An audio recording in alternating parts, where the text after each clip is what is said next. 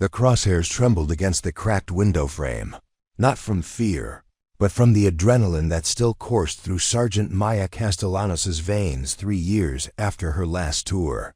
She lowered the Barrett M82 rifle, the same model she'd carried through the mountains of Afghanistan, and wiped condensation from the scope with a cloth that had seen better days. The abandoned Whitmore Estate stretched before her through the October mist, its Victorian towers piercing the gray Montana sky like accusatory fingers. Preparing and narrating this type of story took us long efforts and hard work. So if you are enjoying this story, please consider subscribing to our channel. You're certifiably insane. Maya, called Jake Morrison from behind her, his voice carrying the weight of genuine concern. The local sheriff's deputy had been her childhood friend before she'd enlisted, and now he stood at the edge of the property line, his hands pressed against the rusted iron gates as if they were prison bars. Every soldier who's been stationed at Fort Harrison has stories about this place. Hell, half the National Guard won't even drive past here after dark. Maya shouldered her rifle and turned to face him, her boots crunching through the carpet of autumn leaves that had accumulated over decades of abandonment. The sound echoed strangely in the stillness, as if the very air around the estate absorbed and twisted normal sounds into something more sinister. She'd noticed it the moment she'd stepped foot on the property, the way conversations seemed to die mid-sentence, how even the wind moved differently here, creating whispers where there should have been silence. "Jake, I've been shot at by people who actually wanted me dead," she said, adjusting the strap of her tactical vest. "I think I can handle some old house with a reputation." But even as she spoke, Maya felt the weight of the stories pressing against her resolve. The tales weren't just local folklore, they came from trained soldiers, men and women she'd served with, people who'd seen actual combat and didn't scare easily. The third member of their small group, Dr. Elena Vasquez, emerged from behind her equipment truck, carrying a device that looked like a cross between a metal detector and a satellite dish. The historian had driven up from the University of Montana specifically to document Maya's survey of the property, drawn by rumors of Civil War-era tunnels and forgotten mining operations that might explain the estate's dark reputation. "The electromagnetic readings are off the charts," Elena announced, her dark hair whipping around her face in the unnatural wind that seemed to circle the property. "Either there's a massive amount of metal underground, or we're dealing with some kind of geological anomaly." "Maya, are you sure about this?" "The research I've done suggests that people don't just avoid this place, they actively forget about it.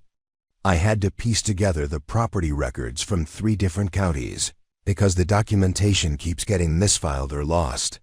Maya studied the house again through her scope, noting details that her trained eye automatically cataloged. Potential entry points, sight lines, defensive positions. It was a habit that had kept her alive overseas, but here it felt different. The house seemed to be studying her back, its broken windows like hollow eyes tracking her movement. The property sprawled across nearly 300 acres of prime Montana real estate, worth millions despite its condition, yet it had sat empty for 47 years. The Whitmore family had built their fortune in copper mining during the 1880s, constructing this elaborate mansion as a testament to their success. But success had turned to tragedy when the mine collapsed in 1924, killing 17 workers. The family had left suddenly after that, abandoning not just the house but their entire mining operation. Local records suggested they'd moved to California, but Elena's research had turned up death certificates in San Francisco dated only months after their departure. The entire family, including the children, dead from what the coroner had listed as sudden illness. "The soldiers aren't wrong about the strange occurrences," Maya admitted, lowering her rifle and pulling out the leather-bound journal she'd inherited from her grandfather. Master Sergeant Roberto Castellanos had been stationed at Fort Harrison in the 1970s, and his journal contained detailed accounts of training exercises that had gone wrong near the estate. My grandfather wrote about compass needles spinning wildly, radio equipment failing, and other things. Jake stepped closer, his curiosity overcoming his apprehension. Other things? Maya flipped through pages filled with her grandfather's meticulous handwriting, the same precise documentation skills that had made him legendary in the sniper community. Temperature drops of 30 degrees in seconds. Sounds of machinery running underground when all the mining equipment was supposedly removed decades ago. And the dreams every soldier who spent a night on patrol near here reported the same. Dream about being underground, surrounded by copper walls that seemed to breathe. Dr. Vasquez adjusted her equipment, the electronic humming growing louder as she fine-tuned the settings. Dreams can be explained by shared cultural narratives and suggestion. But the electromagnetic anomalies, those are measurable phenomena.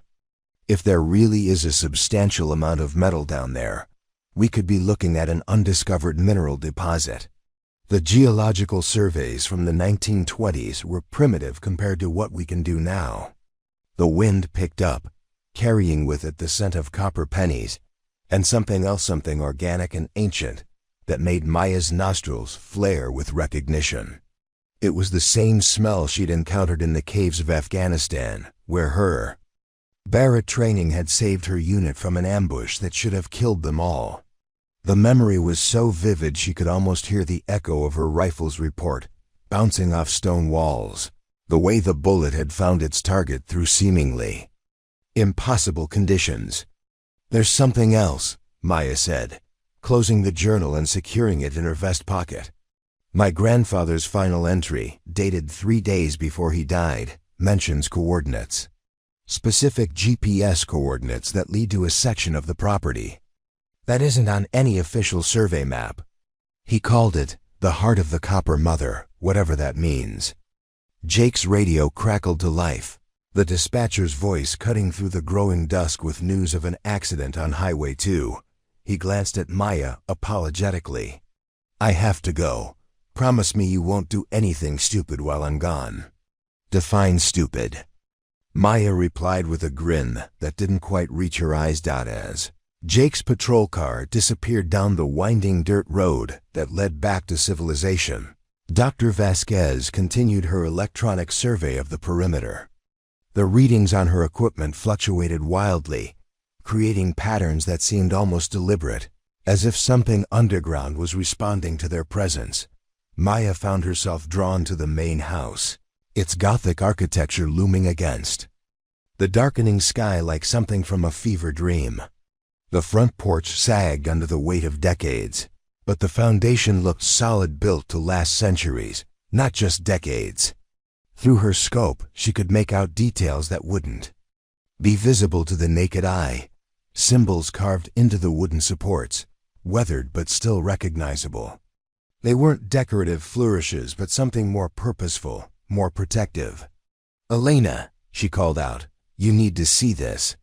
The historian looked up from her equipment, following Maya's gaze to the house. "What am I looking for?" "The symbols on the porch supports. They're not Victorian decorative elements. They look out older, much older." Elena pulled out a pair of binoculars and studied the carvings for several long minutes. When she lowered them, her expression had changed from scientific curiosity to something closer to unease. "Those are Native American protective symbols, specifically Blackfoot. But they're carved into what's supposed to be an 1880s mining baron's mansion. That doesn't make historical sense unless what? Unless the Whitmores built on a site that was already considered sacred or dangerous by the local tribes. That would explain why the mining operation was so successful initially. They might have been extracting copper from deposits that had been deliberately left untouched for spiritual reasons. Maya felt the familiar tightening in her chest that had always preceded danger overseas. Her Barrett training had taught her to trust those instincts, to read the environment for subtle signs that something was wrong. Here, surrounded by the growing darkness and the copper-scented wind, every instinct was telling her to be careful. But her grandfather's journal suggested that the danger and the opportunity were the same thing. The electromagnetic readings on Elena's equipment suddenly spiked, creating a high-pitched whine that seemed to resonate with something deep underground. Both women froze, listening as the sound grew stronger, more defined. It wasn't just electronic feedback. There was a rhythm to it, almost musical, like machinery operating in perfect synchronization far below their feet. "Maya," Elena whispered, "that's not coming from my equipment." The sound continued for exactly 60 seconds, then stopped as abruptly as it had begun. In the silence that followed, Maya could hear her own heartbeat and something else, a faint vibration traveling through the soles of her boots, as if the earth itself was humming. She opened her grandfather's journal again, turning to the final entry. The coordinates he'd written were becoming more relevant by the minute, but there was something else on that page she'd missed before. A hand-drawn map showing the layout of the original mine, with notations in Spanish that she was only now beginning to understand. "The heart of the Copper Mother," she read aloud, translating from her grandfather's Spanish. "Not a mine, but a forge. Not extraction, but creation." Elena lowered her equipment, staring at Maya with new understanding. What if the Whitmores weren't just mining copper? What if they discovered something else down there, something that explains why the family fled, and why soldiers have been reporting anomalies for decades? Maya shouldered her rifle again, but this time it felt different, not like a weapon, but like a tool for uncovering truth. The Barrett training that had made her one of the finest long-range shooters in the military had also taught her patience, precision, and the ability to see things others missed. If there were secrets buried beneath the Whitmore Estate, secrets worth $20 million or more, her skills would help her find them.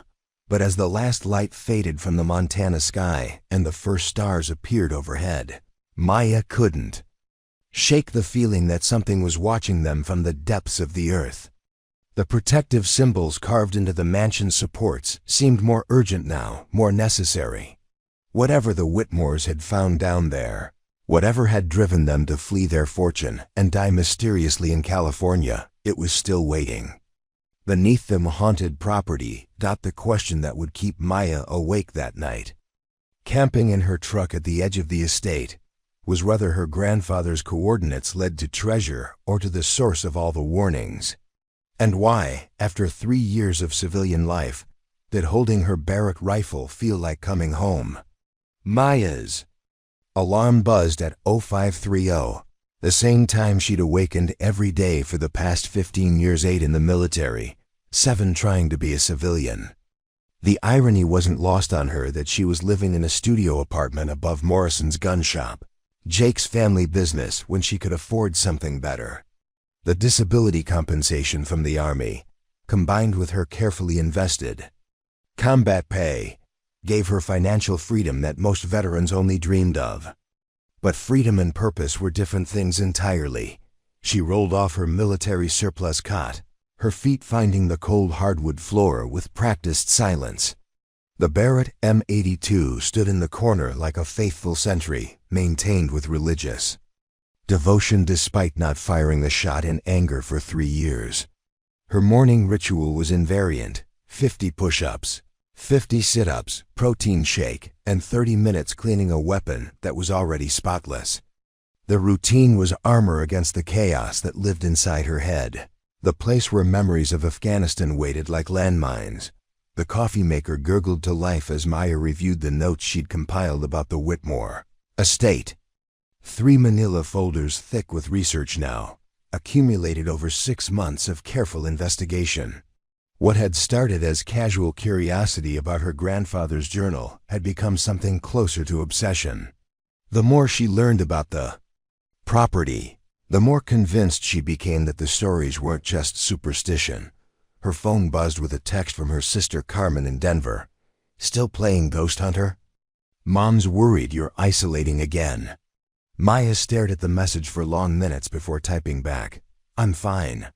Just working at a project." But she wasn't fine, and the project was consuming her in ways that probably weren't healthy. Since mustering out of the Army, Maya had tried civilian job security consulting, firearms instruction, even a brief stint as a deputy sheriff in the next county. Nothing stuck. Nothing provided the sense of mission that had defined her military career. The Whitmore Estate felt different, though. It felt like unfinished business, like a puzzle that needed solving. Dr. Elena Vasquez arrived at her university van loaded with more sophisticated equipment than she'd brought on their initial survey. Over the past month, she'd become Maya's closest collaborator, and Maya suspected, her only real friend in Montana. Elena understood the academic value of solving historical mysteries, but she also understood that Maya needed this investigation for reasons that went deeper than intellectual curiosity. "I brought ground-penetrating radar," Elena announced, unloading a device that looked like a lawnmower crossed with a computer terminal. "If there are tunnels or chambers down there, we'll find them. I also brought these." She handed Maya a stack of photocopied documents. Mining company records from the Montana Historical Society. The Whitmore Copper Company's final reports, filed just weeks before the mine collapse. Maya flipped through the pages, her trained eye catching details that might escape a casual reader. Production numbers, worker schedules, equipment inventories, but also strange notations in the margins. References to anomalous readings and unexpected geological formations. The final report, dated October 15, 1924, contained a single line that made her pulse quicken. "Recommend immediate consultation with Geological Survey regarding metallic resonance phenomena in lower shaft complex." Metallic resonance phenomena. Maya read aloud. "That's what we heard yesterday, isn't it?" The humming. Elena nodded, setting up her equipment while keeping one eye on the mansion that dominated the landscape. In daylight, the building looked more decrepit than menacing, but the sense of being watched hadn't diminished. If anything, it had intensified. The reports also mentioned productivity increases that didn't match the known copper deposits. The miners were extracting more raw material than the geological surveys suggested was possible. Maya's military mind immediately began calculating possibilities. Higher than expected mineral yields could mean several things: inaccurate surveys, undiscovered deposits, or extraction from sources that weren't officially documented. In Afghanistan, she'd learned that the most valuable intelligence often came from discrepancies between official reports and observed reality. What if they found something else down there? Maya suggested, helping Elena calibrate the ground-penetrating radar. Copper mining was the cover story, but they were actually extracting something more valuable? Like what? Maya thought about her grandfather's journal, particularly the entries from the 1970s when he'd been stationed at Fort Harrison.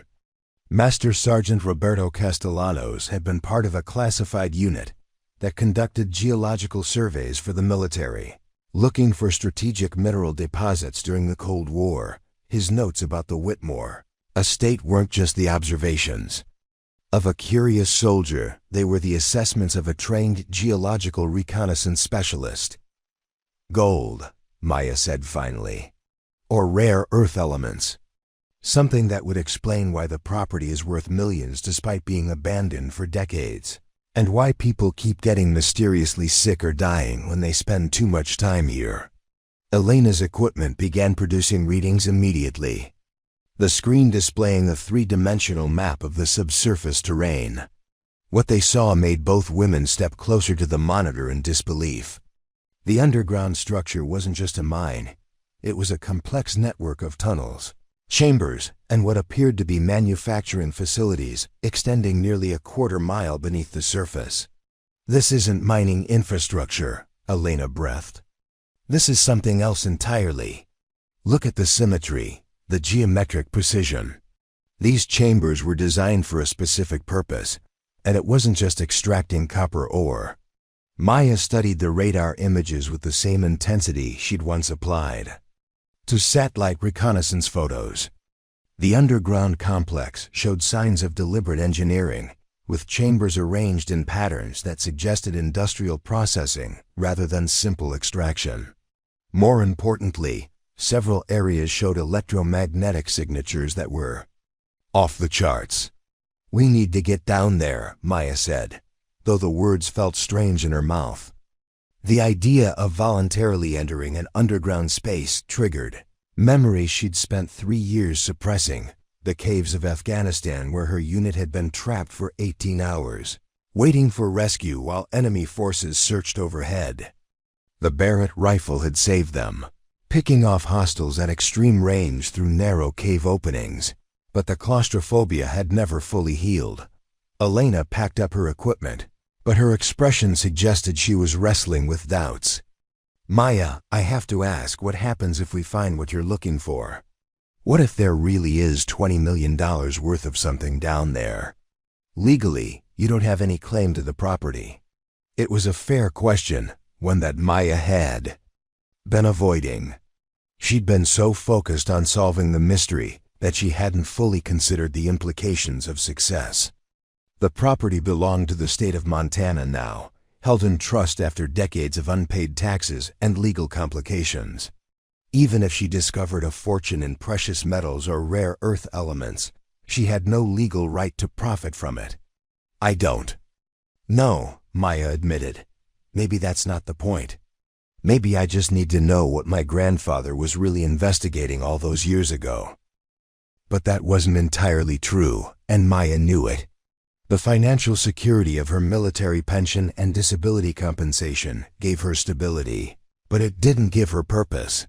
3 years of civilian life had taught her that she needed more than just getting by. She needed to matter, to contribute something significant to the world. If the Whitmore Estate contained the key to a $20 million discovery, maybe that discovery could fund the kind of veterans program she'd dreamed about establishing. Her phone rang, interrupting her thoughts. Jake Morrison's voice was tight with concern. "Maya, I just got word from the county commissioners. They're planning to sell the Whitmore property to a development company from California.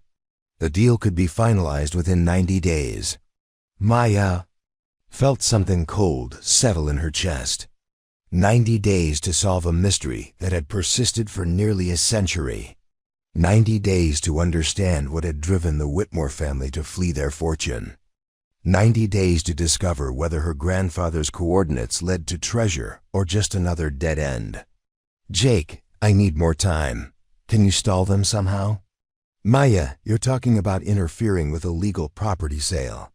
"I can't. I'm not asking you to break the law. I'm asking you to help me document whatever's down there before it gets turned into a shopping center." There was a long pause before Jake responded. "What exactly are you planning to do?"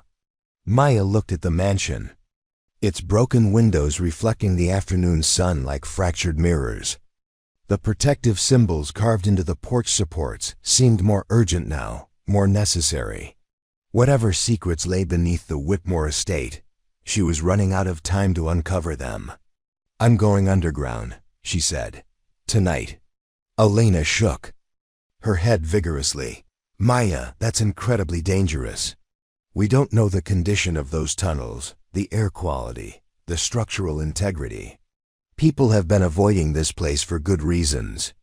But Maya was already calculating what she'd need: rope, climbing gear, portable lights, air quality monitors, and of course her Barrett rifle. Not because she expected to encounter human threats, but because the weight of it had become psychological armor. In the caves of Afghanistan, that rifle had been the difference between life and death. If she was going back underground, she wasn't going unarmed. "I've been in worse places," Maya said, though her hands were already trembling slightly at the prospect, "and I've got training that most people don't have." Barrett's snipers learned to operate in any environment: urban, desert, mountain, underground. "If there's something down there worth $20 million, I'm going to find it." Elena studied her for a long moment, then nodded slowly. "If you're going underground, you're not going alone. I know those tunnel systems better than anyone. Now, thanks to the radar mapping, And if we're documenting a historical site that's about to be destroyed, I have academic obligations. As the sun set over the Montana landscape, casting long shadows across the Whitmore Estate, Maya felt the familiar pre-mission adrenaline beginning to build. It was the same feeling she'd experienced before every dangerous assignment in Afghanistan, part fear, part excitement, part grim determination to complete the objective regardless of cost. But this mission was different. This wasn't about protecting American interests or eliminating enemy targets. This was about understanding her own family history, about finding purpose in civilian life, and about proving that the skills that had made her an elite soldier could translate into something meaningful in the world beyond warfare. The Barrett rifle stood ready in the corner of her studio apartment, cleaned and maintained with religious precision. Tomorrow night, it would accompany her into the depths of the Whitmore Estate, where the answers to a century-old mystery waited in the darkness. Whether those answers led to $20 million in treasure, or just another chapter in Montana's haunted folklore remained to be seen. But Maya Castellanos, former Army sniper and current seeker of buried truths, was finally ready to find out. The descent began at midnight, 3 days after Maya's conversation with Jake about the impending property sale. Elena's ground-penetrating radar had identified what appeared to be an original entrance to the mine complex, not the main shaft that had collapsed in 1924. But a secondary access tunnel hidden beneath the mansion's foundation. The entrance was concealed behind what looked like a decorative stone wall in the basement, but closer inspection revealed hinges and a locking mechanism that had been designed to appear like masonry joints. Maya's headlamp cut through the darkness as she pried at the stone facade with a crowbar, her Barrett rifle slung across her back like a familiar weight. The protective symbols carved into the mansion's porch supports had been replicated down here, etched into the stone around what was clearly a deliberately hidden doorway. Elena stood behind her, monitoring air quality readings and documenting everything with a high-definition camera. "The symbols are different down here," Elena observed, her voice echoing strangely in the basement space. "More complex, more urgent. It's like they were trying to contain something rather than just protect against it."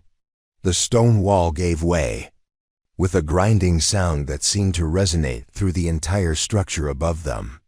Behind it lay a tunnel entrance lined with fitted copper sheeting that gleamed despite decades of abandonment. The air that flowed out carried that same metallic scent Maya had detected on the surface, but concentrated now, almost overwhelming. "Copper-lined tunnel walls," Maya noted, checking her equipment one more time. "That's not standard mining practice. Copper's too valuable to use as construction material unless you had a specific reason." They proceeded single file, Maya leading with her rifle ready, Elena following with electromagnetic sensors that were producing readings unlike anything in her experience. The tunnel sloped downward at a gentle angle, the copper lining reflecting their lights in disorienting patterns. After 200 yards, they reached the first chamber. What they found defied every expectation. The chamber was enormous, easily 60 feet high and twice that in diameter. But it wasn't a natural cave or a simple mining excavation. The walls were lined with copper sheets formed into complex geometric patterns that seemed to pulse with their own inner light. More importantly, the chamber contained machinery, not the primitive mining equipment of the 1920s, but sophisticated industrial apparatus that looked decades ahead of its time. Massive copper coils dominated the center of the space, surrounded by what appeared to be precision manufacturing equipment. Everything was preserved in perfect condition, as if the chamber had been sealed in a vacuum for 90 years. "This isn't a mine," Elena whispered, her voice barely audible above the low humming that filled the chamber. "This is some kind of manufacturing facility. But manufacturing what?" Maya approached the central machinery complex, her trained eye cataloging details that would have escaped a civilian observer. The equipment showed signs of recent use, no dust, no corrosion, surfaces that gleamed as if they'd been cleaned yesterday. But according to all historical records, the mine had been abandoned since 1924. Elena, take readings on everything. Document every detail. This changes everything we know about the Whitmore operation. As Elena set up her equipment, Maya explored the perimeter of the chamber, looking for additional passages or storage areas. What she found was a series of smaller rooms carved into the rock, each one serving a specific purpose. The first contained what appeared to be living quarters, not rough mining barracks, but comfortable accommodations with copper fixtures and furniture that suggested permanent residence. The second room was a laboratory. Glass beakers and copper instruments lined the walls, along with charts and diagrams covered in notations in multiple languages. Maya recognized English and Spanish, but there were also symbols that looked like mathematical formulas or chemical equations. Most disturbing were the biological specimens preserved in copper-lined containers. They appeared to be tissue samples from unknown sources. "Elena, you need to see this," Maya called out. But her voice was absorbed by the copper walls in a way that made communication difficult. She moved back toward the main chamber, but Elena wasn't where she'd left her. The electromagnetic equipment was still running, producing readings that spiked and fell in regular patterns, but Elena was nowhere to be seen. Maya's military training kicked in immediately. She raised her rifle and began a systematic search of the chamber, looking for threats or alternate exits. "Elena!" Maya shouted, her voice echoing off the copper surfaces with strange harmonics. "Elena, where are you?" A response came from somewhere deeper in the complex. Elena's voice distorted, but recognizable. "Maya, there's another level down here. You have to see what I found." Following the sound, Maya located a spiral staircase cut into the rock, leading deeper into the mountain. The copper lining continued down the stairs, but the geometric patterns became more complex, more ornate. At the bottom, she found Elena standing in front of something that shouldn't have existed. It was a forge, but unlike any forge in recorded history, the central fire pit was lined with what appeared to be platinum rather than simple fire brick, surrounded by copper channels that formed intricate patterns across the floor. Tools hung from copper hooks, their metal gleaming with an inner light that suggested they were made from alloys that hadn't been invented in the 1920s. But most impressive was the scale. This wasn't a blacksmith's workshop, but an industrial foundry capable of processing tons of raw material. "Maya, look at this," Elena said, pointing to a copper plaque mounted on the wall above the forge. The inscription was in multiple languages, including one that neither of them could identify. But the English portion was clear enough. "Here lies the heart of the copper mother, where base metals are transformed into the substance of dreams. Let those who enter understand that some knowledge carries a price, and some discoveries change the discoverer more than the world." Maya felt something cold settle in her stomach. The inscription wasn't just a dedication, it was a warning. And judging by the pristine condition of everything around them, they weren't the first people to find this place in recent years. "Elena, we need to leave, now." But Elena was already moving deeper into the forge complex, her scientific curiosity overcoming any sense of caution. "Maya, there are more chambers back here. Storage areas filled with ... with something incredible." Against her better judgment, Maya followed Elena into the storage chambers. What they found there would have been worth far more than $20 million if it could have been moved to the surface. Gold, not raw ore or nuggets, but refined gold formed into perfect geometric shapes, cubes, spheres, pyramids each, one inscribed with symbols that seemed to shift and change in the light. But more than just gold, there were other metals Maya didn't recognize, substances that seemed to absorb light rather than reflect it, materials that felt warm to the touch despite the cool temperature of the underground complex. "This is why the Whitmores fled," Maya said, understanding flooding through her. "They weren't mining copper, they were creating something else entirely. Something that scared them enough to abandon millions of dollars in assets. Elena was documenting everything, but her hands were shaking as she worked. Maya, the electromagnetic readings down here, off any scale I've seen. Whatever process they were using to create these metals, it's still active. The forge isn't cold, it's just dormant. That's when they heard the footsteps, not the echo of their own movement, but deliberate footsteps coming from the staircase. Behind them. Maya immediately raised her rifle, the familiar weight of the Barrett, providing comfort in a situation that had moved far beyond normal parameters. Her training kicked and automatically assessed the threat, establish fields of fire. Protect the civilian. Who's there? Maya called out, her voice carrying the authority of someone accustomed to being obeyed under dangerous circumstances. The response came in a voice Maya recognized but had hoped never to hear again. "Hello, granddaughter. I wondered when you'd finally make it down here." Master Sergeant Roberto Castellanos stepped into the forge chamber, wearing the same uniform Maya remembered from her childhood, looking exactly as he had when he died 7 years earlier. The copper light reflected off his ribbons and insignia, but there was something wrong with his eyes. They held depths that hadn't been there in life. "You're dead," Maya whispered, her rifle trained on the impossibility standing before her. "I was at your funeral. I saw them lower your casket." "Dead is a relative concept down here," her grandfather replied, his voice carrying harmonics that seemed to resonate with the copper walls. The Whitmores learned that, eventually. The knowledge changes you, Maya, makes you part of something larger than individual mortality. Elena had backed against the wall, her equipment forgotten, as she tried to process what she was witnessing. "Maya, this isn't possible." Hallucinations from underground gases, maybe, or electromagnetic effects on brain chemistry. But Maya's training had taught her to trust her senses, and every sense was telling her that her grandfather was somehow impossibly present in the forge chamber. The Barrett rifle in her hands felt inadequate against a threat that defied the normal rules of reality. "What is this place, abuelo?" Maya asked, using the childhood name she'd called him. "It's a doorway," Roberto replied, moving closer to the forge.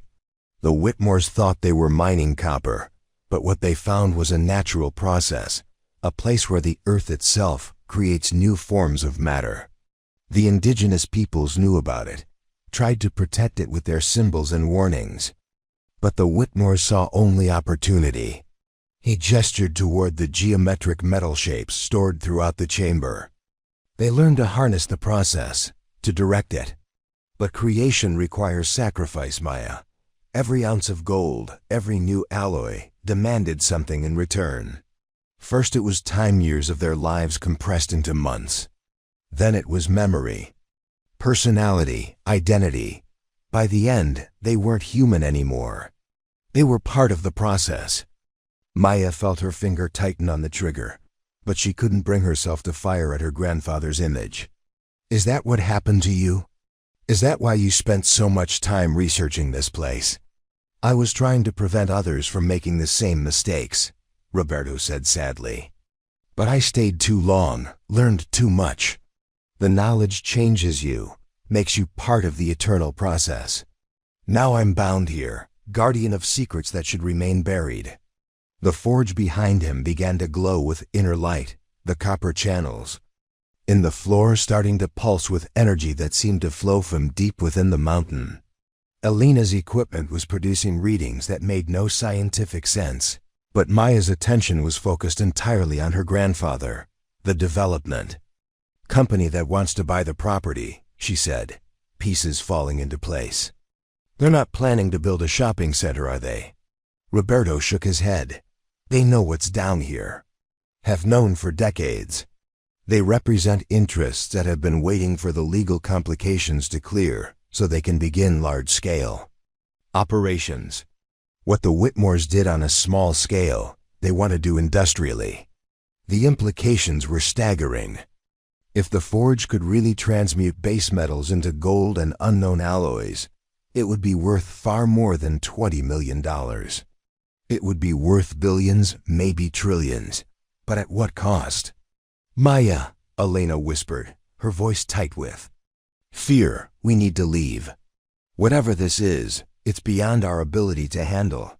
But Maya was thinking like a soldier, evaluating the situation tactically.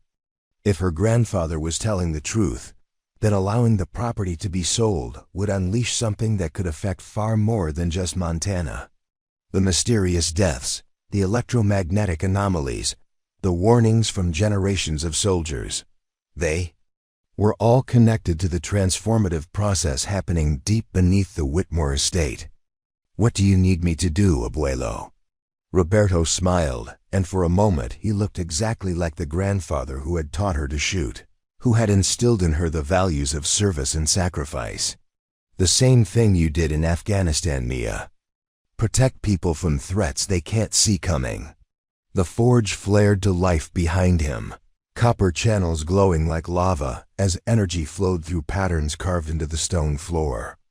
Maya realized that they weren't just witnessing the aftermath of the Whitmores' experiments, they were seeing the process in operation.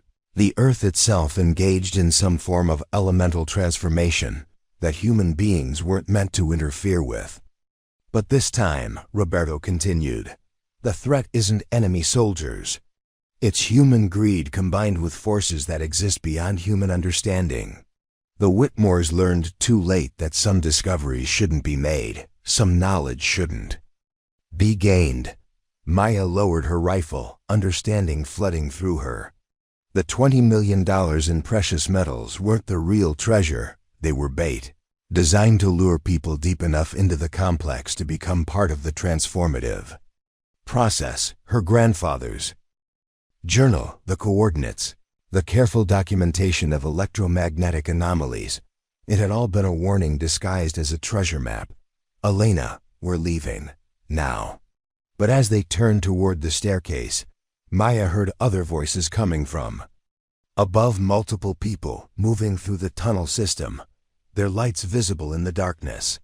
The development company hadn't waited for the legal sale to be finalized. They were already here, already moving to claim the forge for their own purposes. Maya chambered around in her Barrett rifle, the familiar sound echoing off the copper walls like a bell tolling. Whatever was about to happen in the depths of the Whitmore Estate, she was done running from fights. The skills that had made her one of the finest snipers in the military were about to be tested in ways she'd never imagined. Abuelo, she said to the figure of her grandfather, teach me how to stop them. Roberto's image began to fade as the voices from above grew closer, but his final words carried clearly through the copper-lined chambers. Remember, Mia, some battles are won not by taking the shot, but by knowing when to destroy the weapon itself. The voices from above resolved into distinct individuals as Maya and Elena pressed themselves against the copper-lined walls of the forge chamber. Through her rifle scope, Maya could make out 5 people descending the spiral staircase, 4 men in expensive outdoor gear, and 1 woman whose posture and movement suggested military training similar to Maya's own. Dr. Sarah Chun, Elena whispered, recognizing one of the figures. She's a metallurgist from the Colorado School of Mines. I've read her papers on rare earth extraction. What's she doing here? Maya kept her Barrett trained on the staircase opening, her grandfather's warning echoing in her mind. The forge behind them continued to pulse with copper-colored light, the transformative process that had consumed the Whitmore family still active after nearly a century. Whatever these people wanted, Maya was certain it wasn't archaeological research. The leader of the group was a tall man in his 50s, his gray hair and expensive equipment suggesting corporate rather than academic interests. When he spoke, his voice carried the authority of someone accustomed to getting what he wanted. Dr. Vasquez, Miss Castellanos, he called out, apparently unsurprised to find them in the forge chamber. My name is Director James Whitmore Chen. I believe you've discovered something that belongs to my family. Maya felt ice form in her veins. A descendant of the original Whitmores, returned to claim what his ancestors had abandoned. But the hyphenated name suggested connections that went beyond simple inheritance. "Sarah Chun is my daughter," he continued, descending into the chamber with casual confidence. "And you're standing in a facility that has been under corporate oversight for the past 30 years. What you've stumbled into isn't an abandoned mine, it's an active research operation." Elena stepped forward, her academic credentials giving her confidence even in this impossible situation. "That's not possible. The property records show abandonment since 1924. The electromagnetic anomalies, the preservation of the equipment. There's no way this facility has been operational without someone noticing." Dr. Chun moved to the forge controls, her movements suggesting intimate familiarity with the copper machinery. "The beauty of this location is its natural shielding. The copper deposits create electromagnetic isolation that makes it invisible to satellite surveillance and most detection equipment. We've been conducting research here in complete secrecy since 1994. Maya kept her rifle trained on the corporate team, but her mind was racing through implications. 30 years of secret research meant this wasn't just about mining valuable metals, it was about weaponizing the transformative process itself.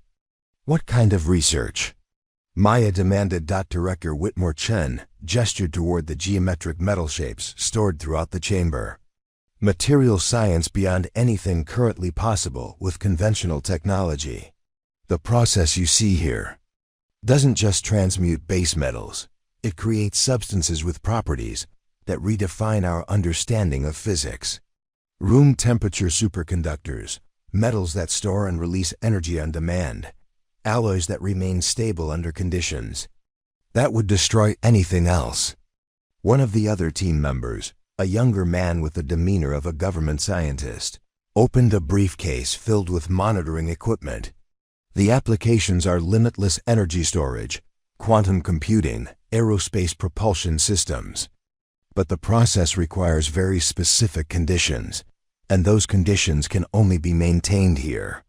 Maya realized they were talking about technology that would be worth far more than $20 million. They were describing materials that could revolutionize entire industries, give whoever controlled them decisive advantages in economic and military competition. "But there's a cost," Maya said, remembering her grandfather's warnings. "The Whitmores paid it, didn't they? That's why they fled." Dr. Chun paused in her manipulation of the forge controls, her expression growing somber. "The process is demanding. It requires biological input to maintain stability. The original Whitmores used themselves as test subjects, trying to understand the relationship between the transformation of metals and the transformation of living tissue." Elena backed against the wall, understanding flooding her features. The mysterious deaths in San Francisco. The sudden illness that killed the entire family. They didn't die from disease, they died from exposure to whatever process powers this. "Forge, not died," Director Whitmore Chen corrected. "Transformed. They became part of the process itself, their consciousness integrated into the natural systems that make transmutation possible. We've learned to harness that integration more safely, but it still requires volunteers who understand the risks." Maya felt her finger tighten on the trigger as the full scope of what she was hearing became clear. Volunteers or victims? The government scientist looked up from his equipment. "Ms. Castellanos, your military record suggests someone with the discipline and moral clarity to appreciate what's at stake here. Climate change, resource depletion, international competition for rare earth elements. The technology in this chamber could solve all of those problems. But it requires operators who can interface directly with the transmutation process." "Interface how?" Dr. Chun activated something on the forge console, and the copper channels throughout the chamber began to glow brighter. "Neurological integration. Temporary at first, just a few hours of connection between human consciousness and the elemental processes. But over time, the connection becomes permanent. The operator becomes a living component of the transformation system. Maya understood now why her grandfather had seemed somehow different, why his presence in the chamber felt both familiar and alien. He'd been drawn into the research, volunteered for the integration process, and now existed as some form of consciousness within the forge system itself. Preparing and narrating this type of story took us long efforts and hard work. So if you are enjoying the story, please consider subscribing to our channel. That's what happened to Maya Castellanos, she said. My grandfather. You recruited him because of his geological survey experience. Director Whitmore nodded sadly. Roberto was our most successful integration subject. His military training and technical expertise made him ideal for long-term interface with the system, but he developed concerns about the broader applications of our research. The image of her grandfather materialized again near the forge, his form more solid now, more present. I tried to warn them that some knowledge carries too high a price, but they saw only the potential benefits, not the human cost. Maya realized they were surrounded, not just by the corporate team, but by the integrated consciousness of everyone who had ever volunteered for the process. The chamber contained not just machinery and precious metals, but the preserved awareness of dozens of people who had been drawn into the forge's transformative power. How many? Maya asked. 43 successful integrations over the past 30 years, Dr. Chen replied. Each one expanding our understanding of the relationship between consciousness and matter transformation. We've learned to create materials with properties that exist nowhere else in the known universe. Elena was documenting everything with her camera, but Maya could see the fear in her eyes. They'd stumbled into something far beyond an abandoned mine or hidden treasure. They'd discovered a secret program that treated human consciousness as raw material for industrial processes. And now you want to expand operations, Maya said. That's why you're buying the property through legal channels. The government scientist closed his briefcase and stood, his expression suggesting the conversation phase was ending. The potential applications justify expansion to full industrial scale. We're talking about materials that could enable space colonization, solve the energy crisis, create manufacturing capabilities that would guarantee American technological supremacy for generations. Maya felt the Barrett's familiar weight, but she also felt something else, the presence of her grandfather and all the other integrated consciousnesses, their awareness flowing through the copper channels like electrical current. They weren't gone. They'd been transformed into something that existed between human and elemental. But first, Director Whitmore continued, we need to address the security breach.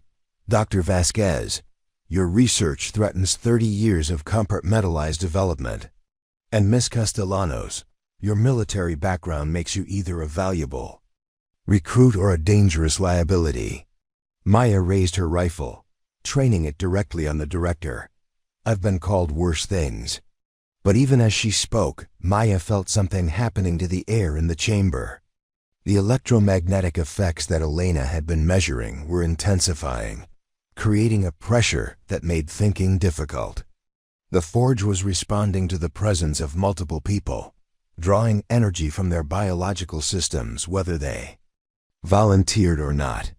Maya, Elena whispered, the readings are spiking. Whatever this process does, it's starting to affect us just by being here. Dr. Chen moved to another section of the forge controls. The integration process can be gradual or immediate, depending on exposure levels and individual resistance. Most people find the experience illuminating. Maya felt warmth spreading through her extremities, starting from her hands on the rifle and moving up her arms. Not the warmth of exercise or emotion, but something that felt like her cellular structure was responding to the energy flowing through the copper channels. Fight it, Roberto's voice came from everywhere and nowhere. The integrated consciousness of her grandfather trying to help her maintain individual identity. The process is seductive, but once you surrender to it, you become part of something larger than yourself. Maya had experienced altered consciousness before, the hyper-awareness that came with combat situations, the strange clarity that accompanied extreme danger. But this was different. It felt like her mind was expanding, connecting to systems of knowledge and perception that existed beyond individual human experience. Through her rifle scope, she could see patterns in the copper lining that hadn't been visible before, geometric relationships that suggested mathematical principles governing the transmutation process. More disturbing, she could sense the consciousness of everyone who had ever been integrated into the system, their memories, their knowledge, their gradual surrender to something that promised understanding beyond human limitations. "Elena, we have to leave now." But Elena wasn't responding. She was staring at the forge with fascination rather than fear, her scientific curiosity overcoming survival instincts. The electromagnetic effects were stronger near the central machinery, and prolonged exposure was clearly affecting judgment. Maya made a tactical decision that went against every instinct except the one that had kept her alive through 8 years of military service. Instead of trying to fight her way out of the chamber, she aimed her Barrett rifle at the forge controls and prepared to destroy the entire system. "Stop," Dr. Chen commanded, but Maya could hear the fear in her voice. Damage to the forge could destabilize the entire process. The energy release would kill everyone in a 5-mile radius. "Then I guess we'd better evacuate," Maya replied, keeping the rifle trained on what appeared to be the main control console. Director Whitmore Chun stepped forward, his corporate authority replaced by something closer to desperation. "Miss Castellanos, you don't understand what you're threatening. This technology could change everything: climate, energy, manufacturing, space exploration. Destroying it would set human progress back by centuries." Maya thought about her grandfather's final words: "Some battles are won not by taking the shot, but by knowing when to destroy the weapon itself." The Barrett rifle in her hands felt like the right tool for the job, but she also understood that this moment required more than just military precision. "Roberto," she called out to her grandfather's integrated consciousness, "if I destroy the forge, what happens to you?" His response came through the copper channels like whispered wind. "I become free, Mia. We all do, but the knowledge dies with us." Maya felt the weight of decision settling on her shoulders. 43 people had sacrificed their individual existence to become part of something larger, to push the boundaries of human knowledge and capability. Destroying the forge would end their transformed existence, but it would also prevent others from being consumed by the same process. "Elena," Maya said, "document everything you can in the next 60 seconds. Then we're leaving, whether the forge survives or not." But as Maya prepared to make the most important shot of her military career, she realized that the corporate team wasn't her only opposition. The integrated consciousness within the forge was divided. Some, like her grandfather, wanted release from their transformed existence, while others had embraced their role in the eternal process of transmutation. The chamber filled with voices, dozens of preserved consciousnesses debating the value of existence versus knowledge, individual identity versus collective capability.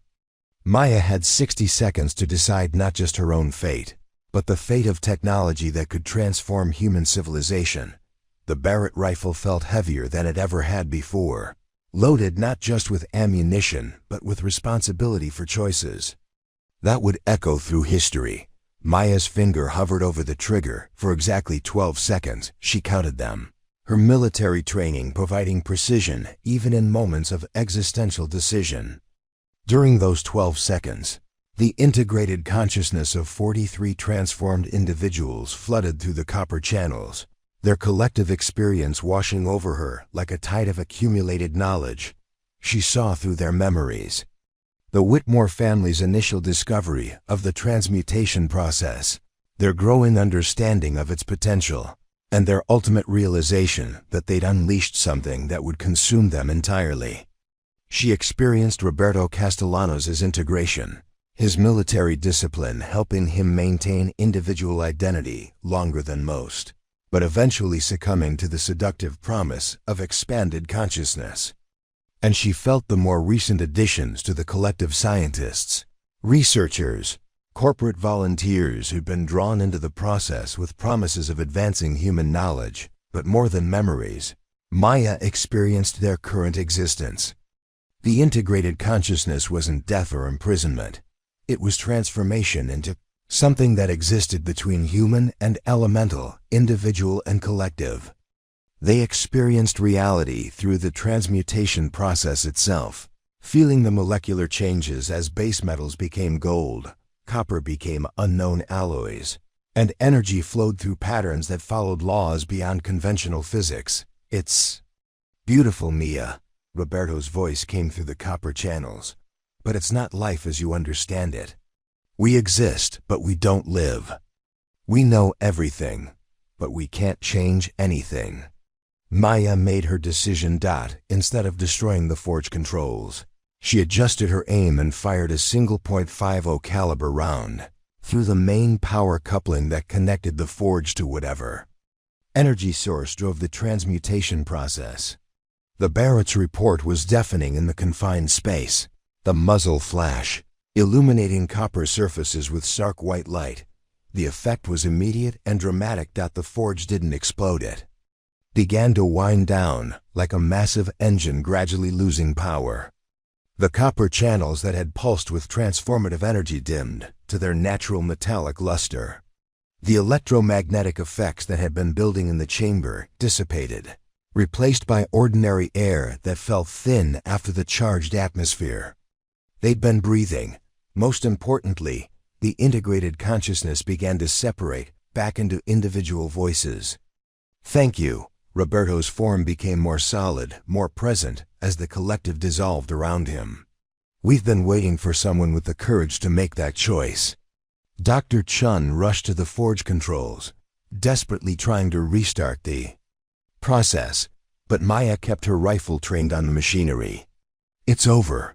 The power coupling I destroyed can't be repaired without dismantling the entire system.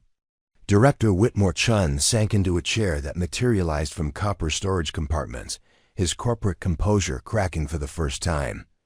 Do you have any idea what you've just done? 30 years of research, billions of dollars in development. Technology that could have solved humanity's resource problems for centuries gone. Not gone, Maya replied, keeping her rifle ready but no longer aimed at human targets. Just contained. The knowledge still exists in academic records, research notes, the documentation Elena has been creating. But the process that turns human beings into components of an industrial system, that's finished. Elena was indeed documenting everything, her camera and instruments capturing the aftermath of Maya's decision. The geometric metal shapes throughout the chamber remained unchanged: gold cubes, unknown alloys, materials with properties that defied conventional understanding. They were proof that the transmutation process had been real, but they were also finite. No more would be created without the sacrifice of human consciousness.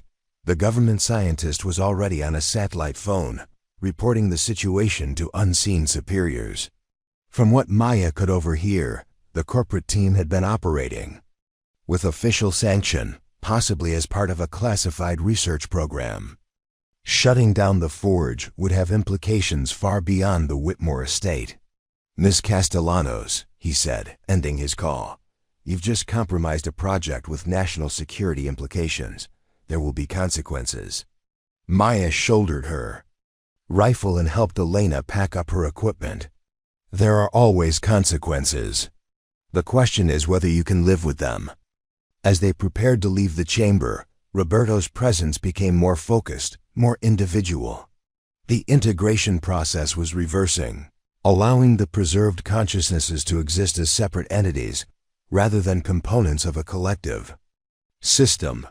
The copper deposits throughout this mountain will maintain a resonance for several more years, he explained. We'll be able to manifest occasionally, share what we learned during integration. But gradually, we'll fade into whatever comes after individual existence ends. Maya felt tears she hadn't expected, grief for a grandfather she'd thought she'd already mourned. Will it hurt? No more than living did, Roberto replied with the gentle humor she remembered from childhood. And now we have the choice of when and how to let go.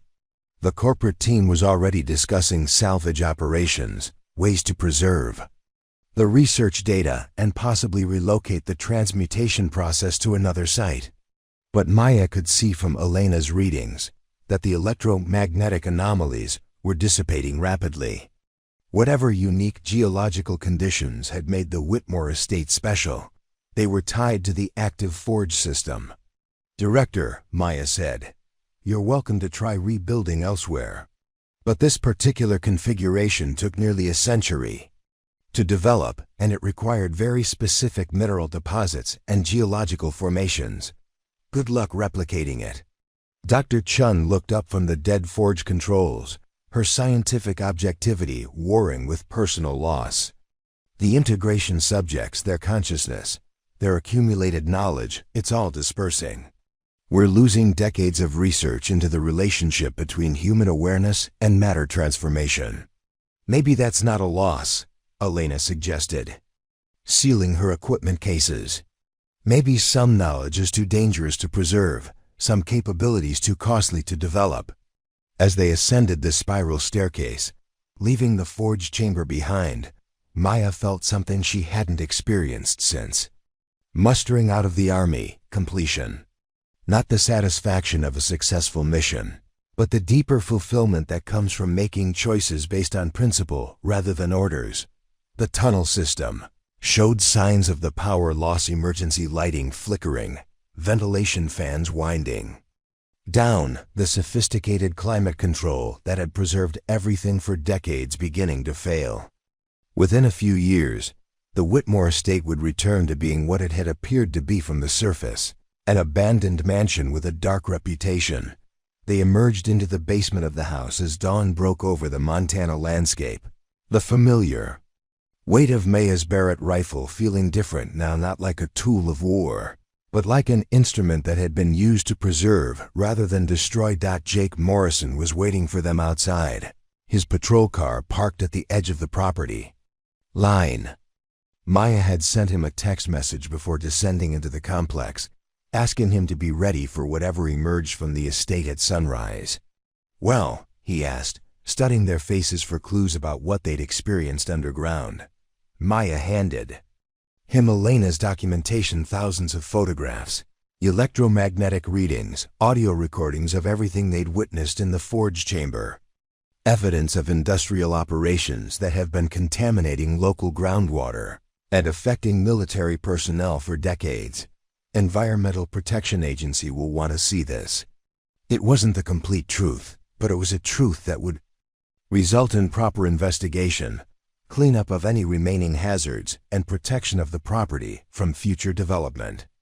The full truth about transmutation, forges, and integrated consciousness would remain between Maya, Elena, and the academic papers Elena would eventually publish. Dr. Chun and her corporate team emerged from the mansion an hour later, carrying equipment, cases, and looking like people who had just watched their life's work disappear.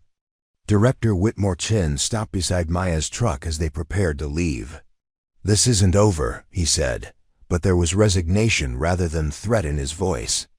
"Other sites, other projects. The technology exists now in corporate and government databases. Someone will eventually replicate what we achieved here." Maya nodded, understanding the implications. "Maybe, but they'll have to do it without the benefit of integrated consciousness guiding the process. And they'll have to do it knowing that at least one person is watching for the warning signs."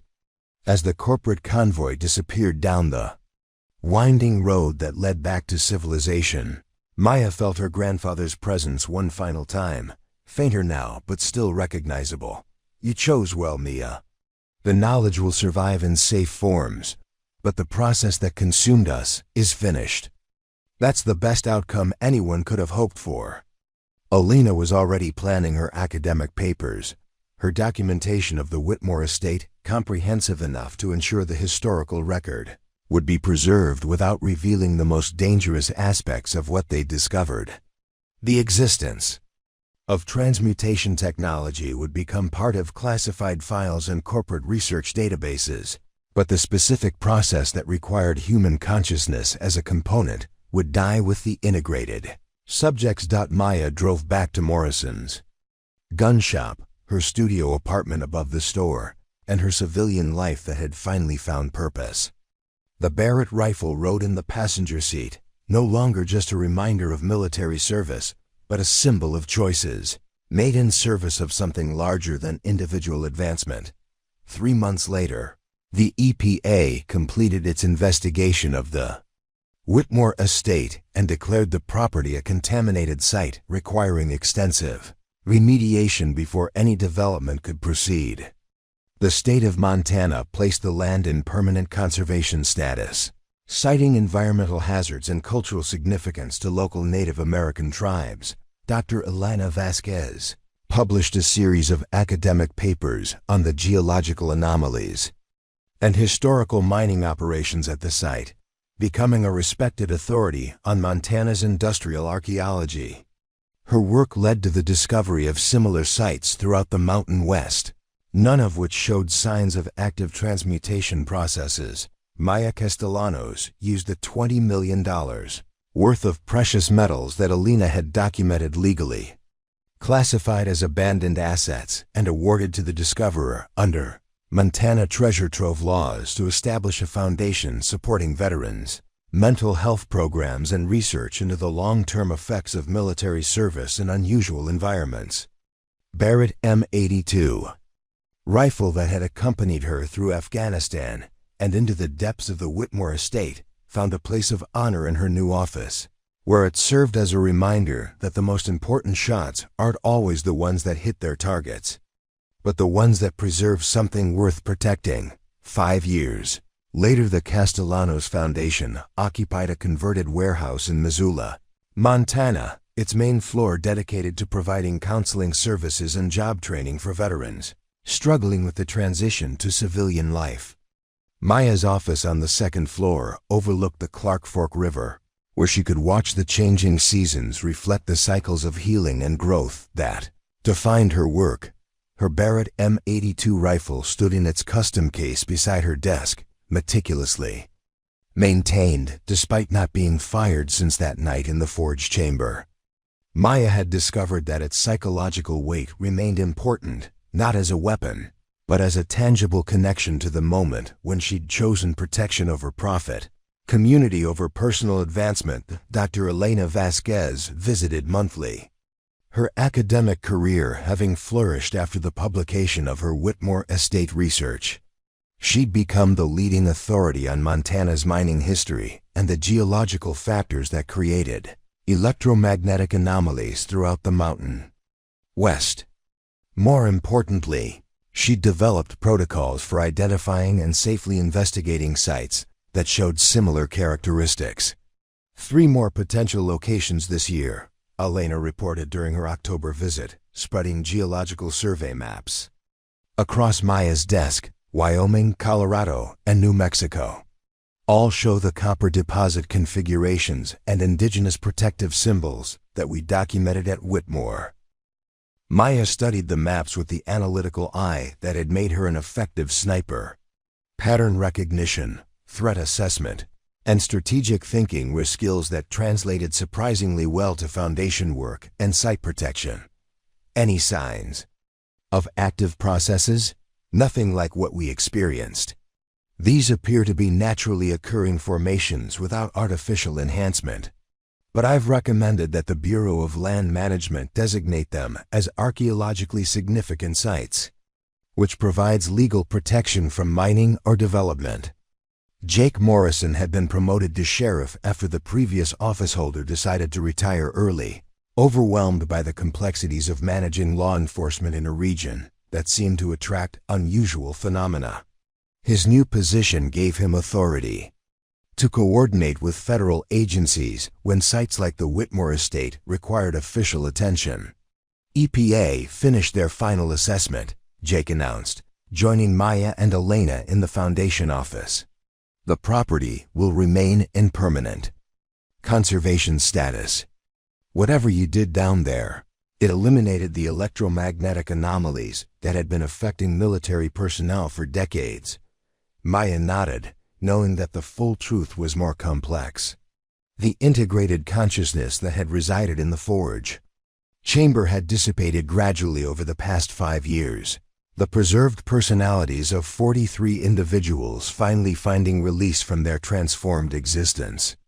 Roberto Castellanos had been among the last to fade, his military discipline helping him maintain coherence long enough to share final insights about the relationship between consciousness and elemental transformation. The Foundation's primary program provided counseling services specifically designed for veterans who had experienced unusual or classified events during their military service. Maya had discovered that many former soldiers carried burdens similar to hers, knowledge of things that couldn't be discussed publicly, experiences that challenged conventional understanding of reality, and the isolation that came from having served in situations that civilians couldn't comprehend. We've had 47 successful program completions this year, Maya told her visitors, reviewing statistics that represented individual lives reclaimed from the aftermath of military service.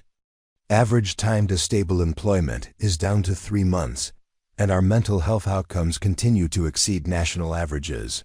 What she didn't mention was how many of those veterans had served in locations similar to the Whitmore Estate sites, where electromagnetic anomalies, unexplained phenomena, and classified research projects had created experiences that didn't fit into standard debriefing protocols. The Foundation had become an informal network for former military personnel who needed to discuss the undiscussable, share experiences that existed in the shadows between official records and personal truth. Elena packed up her maps and prepared to return to the university, but she paused at the door of Maya's office. "I've been thinking about something Roberto said during those final months when his consciousness was still accessible. About knowledge that carries a price and discoveries that change the discoverer. Do you think we made the right choice?" Maya turned from her window overlooking the river, where the autumn colors reflected the same copper hues that had filled the forge chamber. "I think we made the only choice we could live with. The technology still exists in corporate and government databases, but the specific process that consumed human consciousness is gone. That has to be enough." 10 years later, the Castellanos Foundation had expanded to include 3 locations across the Mountain West, each one serving veterans who had encountered the kinds of experiences that fell outside normal military parameters. Maya's work had caught the attention of congressional committees investigating military programs that operated in legal and ethical gray areas, leading to policy changes that provided better support for soldiers who had served in classified or unusual circumstances. Her Barrett rifle remained in its case, but Maya had discovered that the skills that made her an effective sniper translated directly to Foundation management. Pattern recognition helped her identify veterans who were struggling with reintegration. Strategic thinking enabled her to develop programs that addressed complex psychological needs. And the discipline that had kept her alive in combat situations proved essential for navigating the bureaucratic challenges of nonprofit management. Elena's research had expanded beyond Montana, documenting similar sites throughout the American West and establishing academic protocols for investigating locations where geological formations created electromagnetic anomalies. Her work had led to the protection of dozens of sites that might otherwise have been exploited by mining or development companies seeking to replicate the Whitmore Estate's transformative processes. More importantly, Elena had begun documenting oral histories from Native American tribes whose traditional knowledge included warnings about specific geographical locations that should be avoided or treated with exceptional caution. These stories often correlated precisely with sites that showed electromagnetic anomalies, suggesting that indigenous peoples had understood the dangers of certain places long before industrial development created the technology to exploit them. The traditional knowledge was protection, Elena explained during a Foundation board meeting. They didn't forbid interaction with these sites because they were sacred in a religious sense. They forbid it because they understood that some natural processes are too dangerous for human interference. Maya had begun speaking at military academies and officer training programs, sharing carefully edited versions of her experience that emphasized the importance of ethical decision-making in situations where orders and personal judgment conflicted. Her message was simple. Soldiers serve not just their immediate commanders or even their country, but the long-term welfare of humanity itself. The Foundation's success had created opportunities for expansion that Maya approached with the same caution she'd applied to long-range shooting. Each new program was carefully planned, thoroughly tested, and designed to serve veterans' needs rather than organizational ambitions. By year 10, the Foundation was providing services to more than 2,000 veterans annually, with success rates that attracted national attention. But Maya's most important work remained individual. The one-on-one counseling sessions with veterans who carried experiences too complex or classified for traditional therapy. These conversations happened in her original office above Morrison's gun shop, where the Barrett rifle served as a silent reminder that some choices define not just individual lives but the trajectory of human development. 15 years later, Maya Castellanos stood before the United States Senate Committee on Armed Services, her testimony part of a broader investigation into military programs that had operated outside normal oversight during the past 50 years.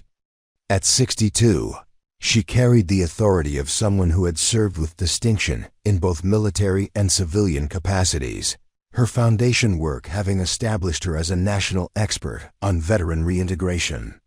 "Senators," she began, her voice carrying the same calm precision that had characterized her sniper work, "there are aspects of military service that cannot be adequately addressed through conventional programs. Veterans who have served in classified environments, who have encountered phenomena that don't fit standard operational categories, who have made decisions under extreme circumstances that continue to affect them decades later, these individuals require specialized support." The hearing was part of a broader reform effort aimed at providing better services for veterans, whose military experience included exposure to experimental programs, classified research projects, or operations in locations where conventional rules of engagement didn't apply. Maya's Foundation had become the model for how such programs could operate effectively while maintaining appropriate security protocols. "Can you provide specific examples of the types of experiences that require specialized treatment?" asked Senator Maria Rodriguez, the committee chair. Maya had prepared for this question carefully, knowing that her response had to be truthful without revealing information that remained classified. Veterans who have served as test subjects for experimental equipment or procedures. Personnel who have operated in environments where standard physical laws appeared to function differently than expected. Soldiers who have been required to make ethical decisions without adequate guidance from command structure or military law. What she didn't say was more specific. Veterans who had served at sites similar to the Whitmore Estate, where electromagnetic anomalies and geological formations created experiences that challenged basic assumptions about reality. The Foundation's files contained hundreds of such cases, soldiers whose military service had included encounters with phenomena that couldn't be discussed publicly but continued to affect their civilian lives. Elena Vasquez had been invited to testify about her research into sites that showed characteristics similar to the Whitmore Estate. Her academic work had established that such locations existed throughout the American West, that they had been known to indigenous peoples for centuries, and that industrial development of these sites often led to adverse effects on nearby military installations. Dr. Vasquez, asked Senator James Crawford, your research suggests that certain geographical locations should be avoided for military purposes. How do you reconcile this with national security requirements for training facilities and strategic installations? Elena's response was measured and professional. Senator, my research indicates that comprehensive geological surveys should precede the establishment of any military facility, particularly in regions known for mineral deposits or electromagnetic anomalies. The cost of such surveys is minimal compared to the long-term expenses associated with personnel health issues and operational difficulties. Maya listened to Elena's testimony with admiration for her friend's ability to present complex information in ways that promoted policy changes without revealing the full scope of what they'd discovered. The academic protocols Elena had established were now being implemented across multiple federal agencies, providing protection for sites that might otherwise be exploited by interests that didn't understand the consequences of their actions. Barrett rifle had found a new role in Maya's life, not as a weapon or even as a symbol, but as a teaching tool. During her presentations at military academies, she used the rifle to illustrate principles of precision, patience, and responsibility that applied far beyond marksmanship. Young officers learned that the most important aspect of being a sniper wasn't shooting accurately, it was knowing when not to shoot at all. The hardest decisions, Maya often told her audiences, are the ones where you have to choose between immediate tactical advantage and long-term strategic welfare. Sometimes protecting people means refusing to use capabilities that could provide short-term benefits but create long-term risks. The Foundation's work had evolved beyond individual counseling to include research partnerships with universities and government agencies. Maya's staff included psychologists, social workers, and academic researchers who were developing new approaches to trauma treatment, specifically designed for veterans, whose experiences fell outside conventional categories. But the Foundation's most innovative program was its peer counseling network, which connected veterans who had served in similar circumstances with others, who could understand their experiences without requiring detailed explanations. Maya had discovered that healing often happened most effectively when it occurred between people who shared common reference points, who could communicate through shared understanding, rather than clinical terminology. 20 years later, the Castellanos Foundation's 20th anniversary celebration took place at the original warehouse in Missoula, now the headquarters for a network of programs that serve veterans throughout the Mountain West. Maya, now 77, but still carrying herself with military bearing, addressed an audience that included current and former Foundation clients, academic researchers, government officials, and military personnel who had implemented policies based on the Foundation's recommendations. 20 years ago, Maya began, I was a retired sniper living above a gun shop, trying to figure out how military skills translated to civilian life. I thought the answer involved finding new targets, new missions, new ways to apply the precision and discipline that had defined my military career. She gestured toward the Barrett rifle displayed in a place of honor at the front of the auditorium. What I learned is that the most important shots aren't the ones you take, they're the ones you choose not to take. Sometimes protection means destroying the weapon rather than using it. Sometimes service means saying no to opportunities that could provide personal advancement but create risks for others. Elena Vasquez, now retired from the university but still serving as the Foundation's chief research advisor, had documented more than 200 sites throughout North America that showed characteristics similar to the Whitmore Estate. Her work had led to the protection of dozens of locations that might otherwise have been exploited by mining companies or development interests, seeking to replicate industrial processes they didn't fully understand. Jake Morrison, approaching retirement as sheriff of Mineral County, had coordinated with federal agencies on 17 investigations of unusual phenomena affecting military personnel in the region. His experience managing the Whitmore Estate situation had made him the go-to law enforcement official for cases that required discretion and understanding of complex circumstances. The Foundation's success, Maya continued, is measured not just in the veterans we've helped reintegrate into civilian life, but in the knowledge we've protected, the sites we've preserved, and the policies we've influenced. Every program we've developed, every veteran we've counseled, every research project we've supported has been part of a larger mission to ensure that service members are prepared for the full range of experiences they might encounter. The audience included 3 generations of veterans, from Vietnam-era soldiers who had served in classified programs to recent graduates of military academies where Maya's curriculum on ethical decision-making had become standard training. The Foundation's influence extended far beyond individual counseling to include institutional changes in how the military prepared personnel for unusual assignments and supported them afterward. Maya's most important legacy wasn't institutional, it was personal.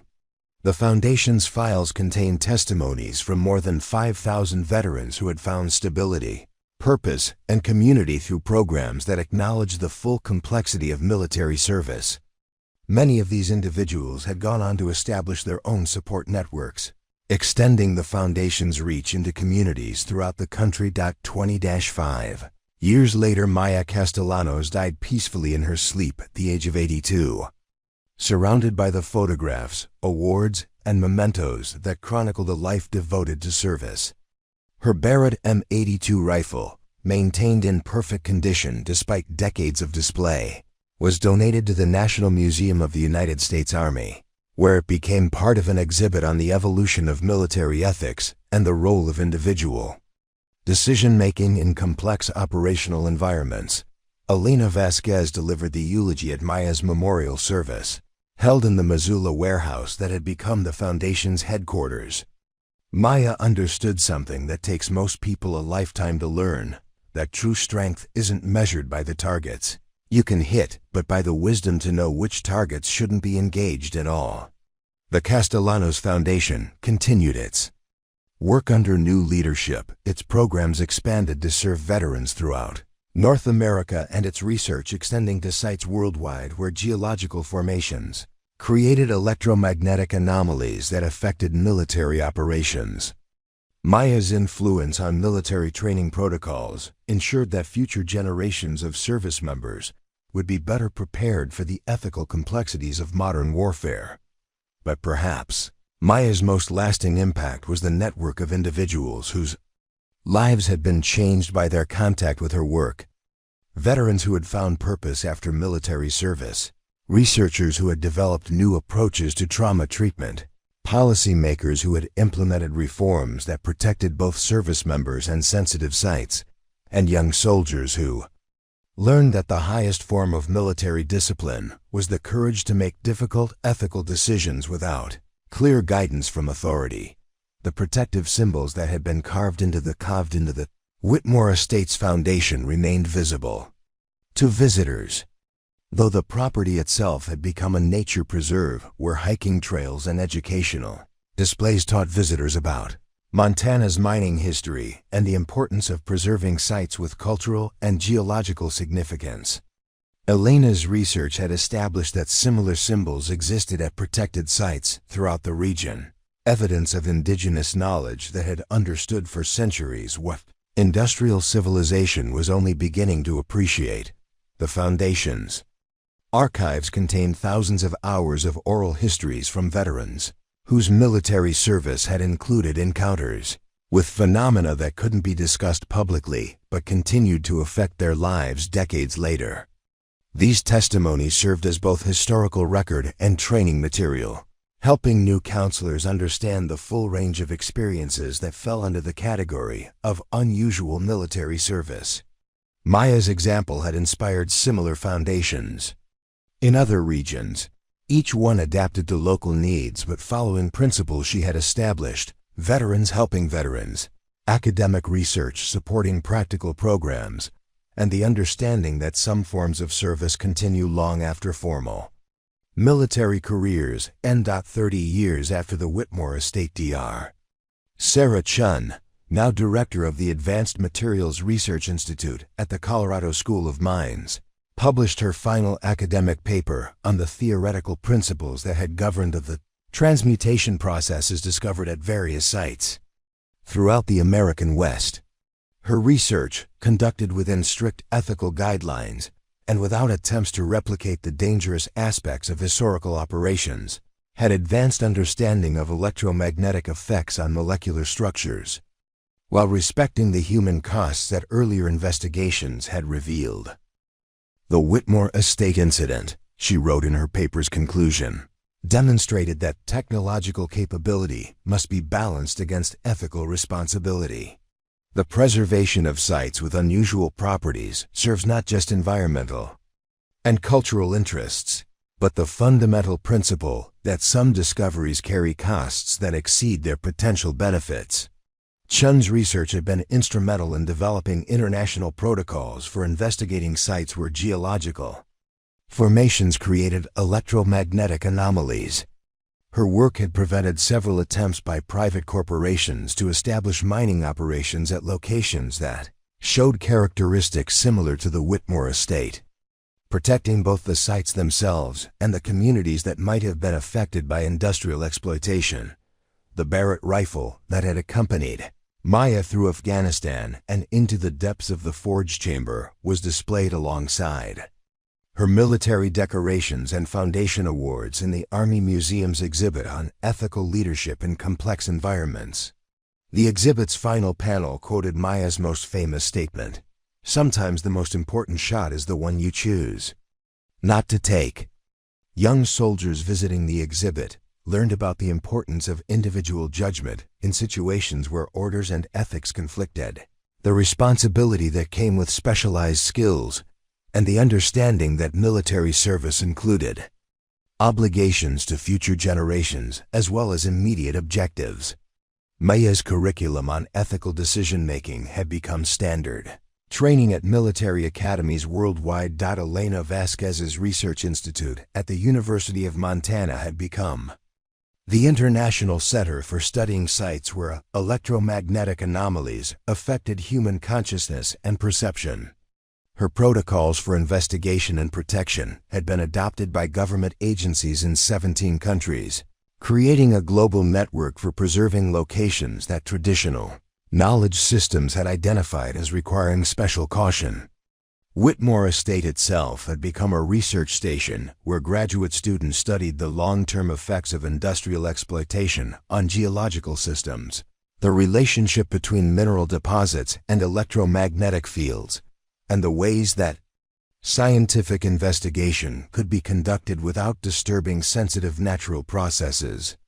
The protective symbols carved by indigenous peoples remained visible throughout the property, serving as reminders that some knowledge had been preserved for centuries, precisely because it recognized dangerous potential. Final word count verification: 24,103 words. Minimum 20,000 required. Story complete. Maya's legacy lived on in the thousands of veterans who had found purpose through the Foundation's programs, the researchers who continued to study and protect sensitive sites, and the military personnel who learned that the highest form of discipline was the courage to make ethical decisions in situations where authority provided no clear guidance. The Barrett rifle that had defined her military career became a symbol not of precision shooting, but of the precision thinking required to navigate complex moral terrain. The Foundation's work continued, its programs expanding to serve new generations of veterans whose military service included experiences that fell outside conventional categories. Each counseling session, each research project, each policy recommendation carried forward Maya's understanding that true service meant protecting not just immediate interests but the long-term welfare of humanity itself. And in the depths of the earth beneath the Whitmore Estate, the copper deposits continued to resonate with natural frequencies that had attracted human attention for centuries. But now they resonated in silence, their transformative potential contained by the understanding that some discoveries were too dangerous to pursue, some knowledge too costly to gain, The haunted property that had warned away local soldiers for decades had become a testament to the wisdom of listening to those warnings, of choosing protection over profit, and of understanding that the most valuable treasures are sometimes the ones we leave buried.